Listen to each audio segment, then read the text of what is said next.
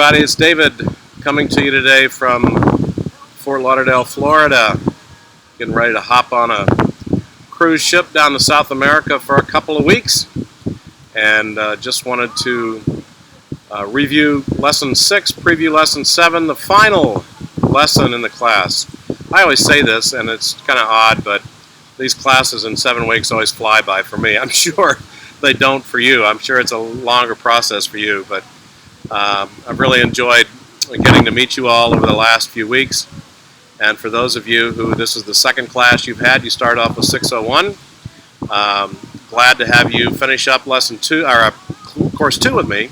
And then for those of you who this is your first class, you'll probably have me again very shortly in MSOM 601. I hope the wind doesn't make this too strange on the sound here.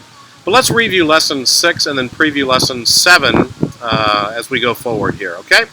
Lesson 6 really was about situational leadership and self-leadership. So the discussion question this week talked about situational leadership.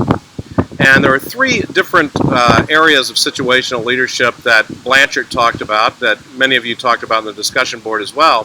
The first one was diagnosis, and that's a really critical part. I mean, one of the things that you'll find in problem solving and critical thinking in the course coming up is that not enough time is spent in that area. So you just kind of gloss by that because everyone's ready to get to the solution, right? And so diagnosis is a really critical part of anything in any type of leadership. And then the second thing is flexibility. Flexibility is key because as a leader, we're all going to have opinions as we come forward. But many situations that we are faced with will require us to adapt and to be a little bit flexible or a lot flexible in what we have to do going forward. So that's one of the areas that Blanchard talked about in this as well. And then the third one that you're going to find is a reoccurring theme in anything that Blanchard writes is about partnering. And it's realizing that we all don't have the answers, that there are many different key things that that will be needed as you help with other people. You get other people's ideas, other people's suggestions.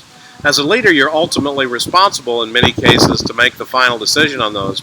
But you're pretty naive if you don't take advantage of the skills that you have around you. So that was discussion 1 in Lesson 6. The application this week was about self-leadership.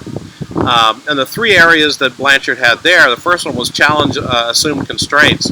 And those are personal constraints that you may think you have that you may not have. And so that is a really interesting concept and something that I wish I had more time to talk about. But that's really about, talk about diagnosis in the first one. That's diagnosis of different situations. This one is constraints are the same thing. You're doing a diagnosis about the constraints that you may have personally in going forward. And the second one was celebrate points of power. And those are things that, again, one of the keys that you're going to see me write about in this is the definition of power. Much the same as if you have a definition of leadership, a lot of the ways that you will respond to this will be based upon your definition of power.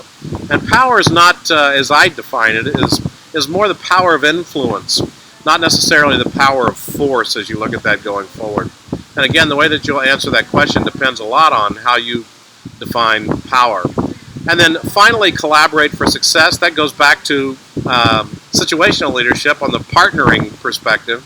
But how well you collaborate and utilize different things is really important as well. So that was Lesson 6. The final lesson is going to be just pretty easy. It's going to be a wrap-up for you in the course. The video that you'll see this week is a rather humorous one about being the first follower.